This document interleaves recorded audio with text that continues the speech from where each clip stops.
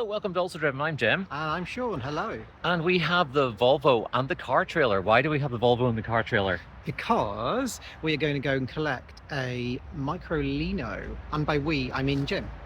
But we'll finish up the video together when I get back with it. He gets to go and have all the fun. And I get to go home and wrestle an inlet manifold off a Focus. Okay, onwards and upwards. We'll keep you posted. Bye. Quick pit stop to be with my people. Right, onto the Eurotunnel.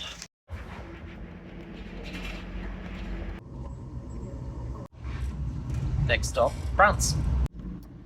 I have to say, this is a really nice way to travel. We stayed in Travel Lodge last night in Ashford, and I was literally in a tile about an hour ago.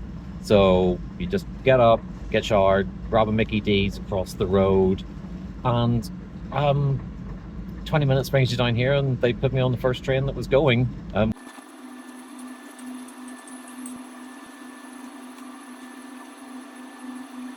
Quick pit stop for coffee and a few creature comforts.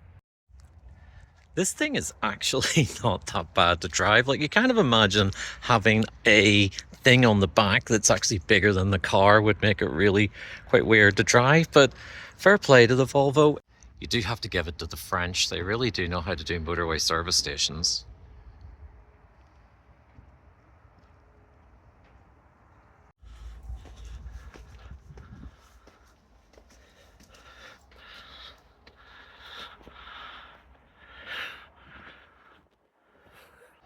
I'm going to file this one under bonkers. It's just a random tar at a motorway service station, which you can climb for some unknown reason.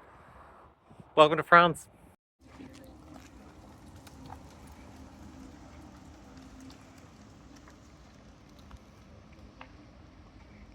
I've got the tours, got through the gate, and I am extremely proud of my parking. Right, time to go get the car. We're not too badly hemmed in, although this van might be a bit of a hard thing to get around. Can't forget you're the size of a small truck. Next time you'll see me, the Microlino should be on the back of the trailer, because I don't really think French sellers really want to be filmed. So, see you in a bit. Okay, here's hoping we can get this thing onto this. No reversing lights. I've just bought a Microlino. It's on board and we're heading back to England, so let's see how this goes. Right, off to get the actual important stuff of this trip. Wine from the supermarket. Yeah, the French really seem to like it. One of the things I noticed we were missing this morning is a rear view mirror. So thanks to the local French supermarket, we have a stick-on one. So let's see how this gets on. This has the coolest opening doors, by the way. There's a little button just here you press, and voila! You're in. Unfortunately, it doesn't close automatically. You do need to pull it, but you just need to pull it down, and then auto-locking.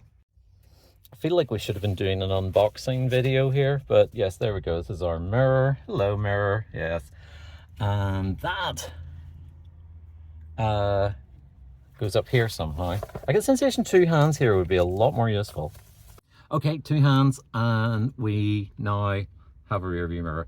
I can see why they don't fit it. It's pretty useless. Wait, if you're looking to get out of a Microlino, it is not the easiest. You have to put your hand in here, and there is a button, and it goes up.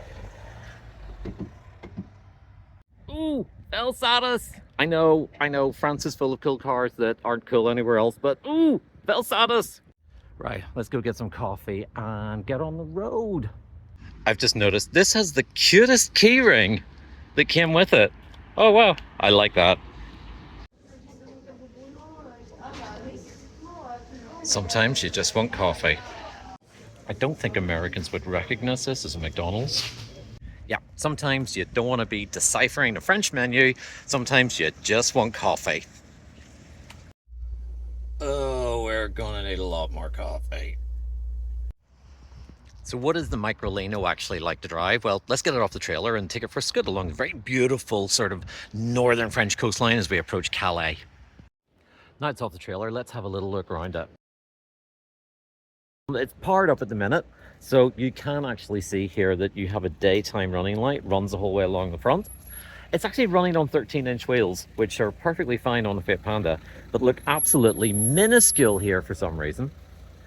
Your charge socket is here. It uses the really old-fashioned ones, so I'm not quite sure how well we're going to get that charged on the go. The boot only opens on the key, which is currently inside it, so we'll have a look at that in a minute. You can see the sunroof is looking quite well there. I do like that. Indicators and main beams are quite high up in lights, and you've got a single wiper at the front. And again, this opens you up to get inside. Opening the boot, you press and hold the boot key for a few seconds, and it opens. And you have a fairly nicely trimmed inside.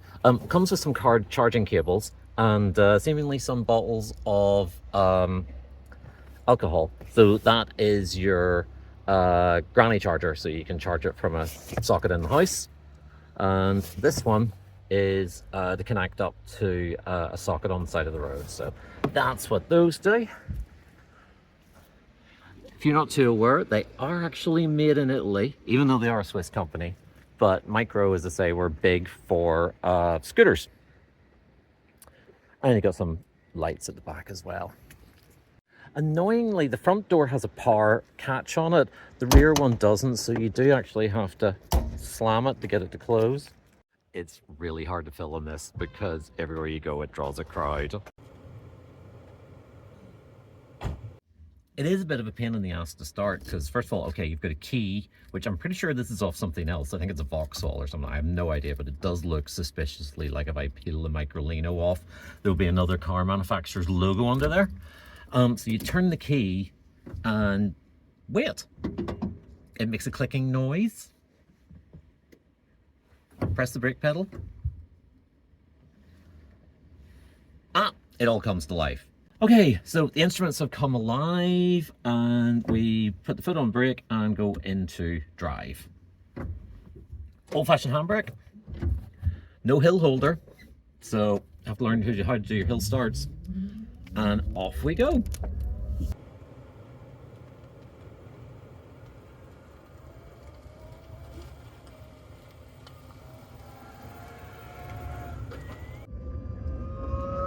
One thing for sure is, for the price of it, it is a very noisy car. I imagine for this sort of price level, around 20 grand, you would be getting something a lot more refined. But when you take your foot off and it starts regenning, it gets very loud.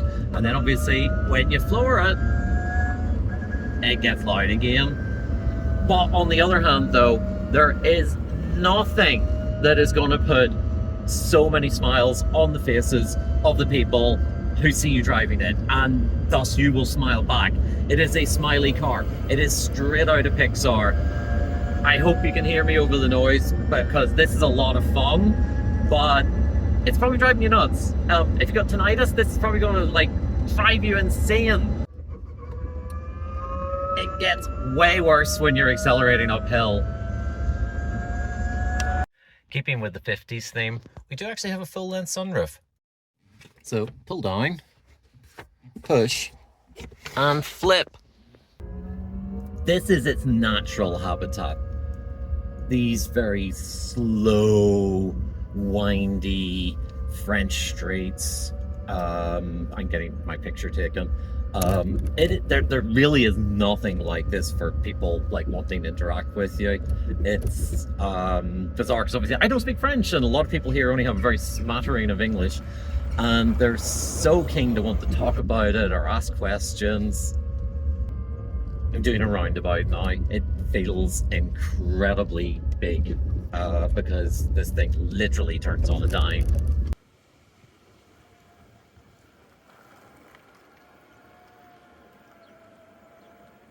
Rear engine, if you could call an electric motor an engine, rear wheel drive. It's perfectly fine around town. It does feel a lot better built than the Ami. Obviously being metal construction, you know, makes a big difference. But is it worth 20 grand?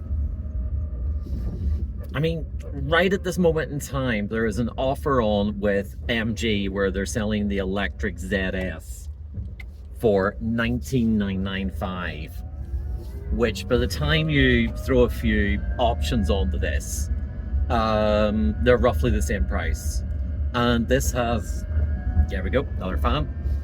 This has 50 mile an hour top speed, 60 mile range on a good day. The MG obviously is a fully functioning car with a range of around 200 miles.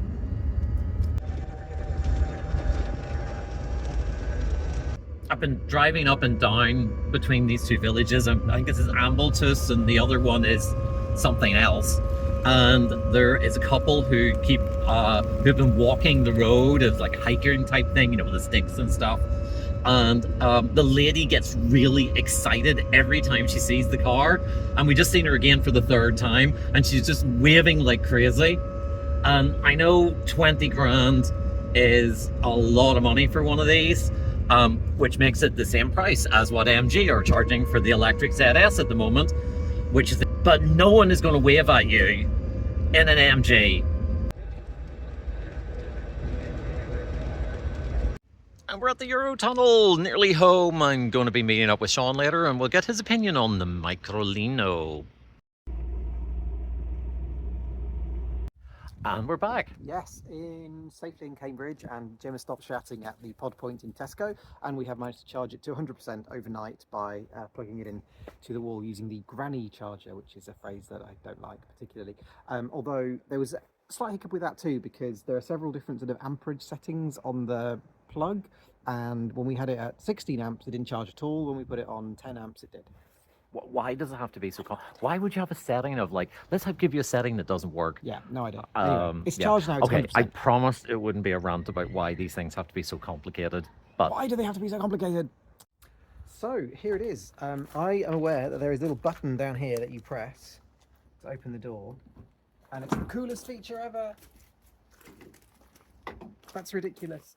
Although it brings a whole new meaning to "you are the crumple zone." I think that literally there is nothing between you and the outside world other than like a slight wall of metal. Awful lot going on inside this door as well. So the heater seems to be in the door, because the only thing going in the door, right, is those cables. There's a cable. So the heater is all in the door. The computer's in the door. There's some sort of crash protection in the door. There's the handles. There's like the controls for the door to actually open. Yeah, and even USB charging and stuff's all in the door. So there's a lot of, and lights and wipers. There's an awful lot resting on that tiny little wiring loom going there. Oh, you have? Do you have no faith in the builders of the Microlino in Turin? No. Okay, but the thing that really struck me first, so having a very quick kind of look at this car, is that it is metal. I assumed it was plastic like the Ami, but it is actually metal. Is this going to turn into one of those Bentley style videos where you just like go Microlino? Microlino. That's plastic. We've come over here. It's super, super cute, I think, from the front, right? But I think round the side, I'm going to steal the camera for a second. I think round the side, it's also kind of cute. It's very bubble car-y. But the rear, I'm just not sure about it from the rear. I just kind of feel like they forgot to design it, and it was just kind of, it just tapers at the rear, and they were like, well, what can we do? Well, we'll just do this. Anyway, let's have a look inside. Oh, sorry, yes. What we need to look inside, of course, is the Volkswagen Polo key. Oh, yeah, absolutely. So this is the first car I have ever, vehicle, I have ever come across and been in where you have to stand in it. Stand in it to get in it. Oh, it's slightly mad. We have a bench seat that is your passenger. It is adjustable forwards and backwards, but your passenger goes with you. So if John Coupland and Miss Hubnett were in it together, yeah, there'd be problems, I suspect. Particularly if Miss Hubnett was driving. Right, put your key in. Okay, putting key in. turn, and then you wait. We wait. Oh, And then it makes lots of noises. clicky. And you wait. Good job we're not under attack from the zombie apocalypse or anything. Oh, micro. Yeah, so there you go. Hello, How long did micro. that take?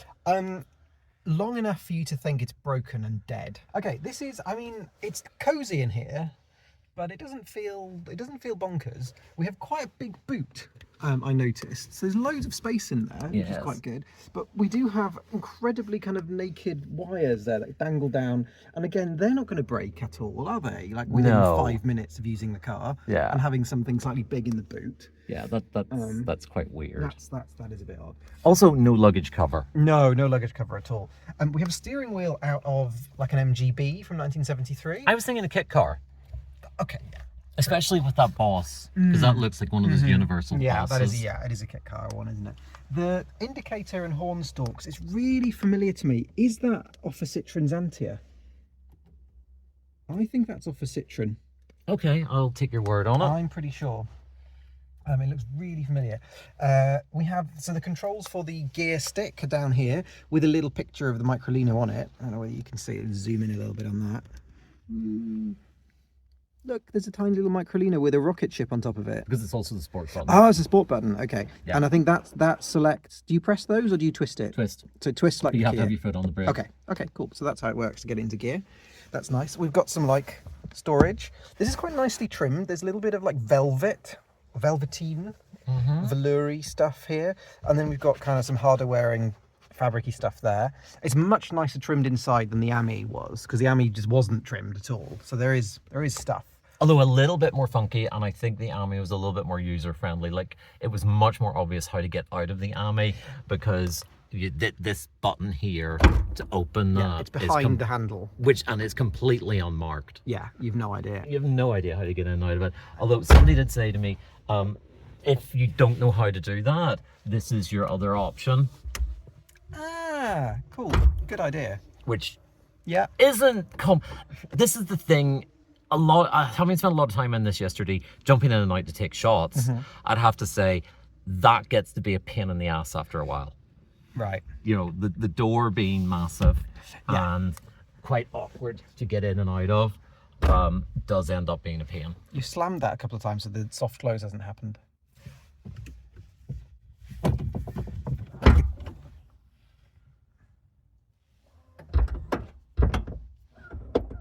There we go, there's a soft close. There we go. Above us we have only sky because there is a sunroof. Demonstrato, please. Hey! I mean, that's one of the fastest Woohoo. opening sunroofs That is an I think I've awesome ever seen. sunroof. Hi, Sky. It also makes it That's nice good. and bright in It is here. nice and lovely and bright in here now. And also, again, a huge benefit over the Ami is that it does have a solid roof. So when the sun is like here, it doesn't cook you. You can close the roof. Although it's a lot to do with the way the windscreen works in the Ami, because we find you needed the glass roof to see traffic lights. Yeah, true. Because of the shape way, of the angle of it. Yeah, the shape. Okay, well, there you go. That is a little brief look around the Microlino. So we're going to end it here because this has ended up a very long video. But then again, it was a very long trip. It was, wasn't it? And I wasn't involved at all. So we're going to go and take the car out for a little drive so I can experience it. And that's going to be in our second video That's going on to be it. a different video. Yeah. Anyway, that's goodbye from the very cozy Microlino. It's not that bad. I was expecting it to feel smaller. Yeah. It feels quite premium. That's the thing. It doesn't feel like we're slumming it. What? At the price? Well, yeah, it's what, £21,000. Yeah. It's a lot of money for it is a lot of money. Although for a toy. There is nothing that will put a smile on people's faces like this thing. I can imagine. Yeah, we're going to go and investigate that or experience that now. So we'll catch that in the next video. I don't like people staring at me.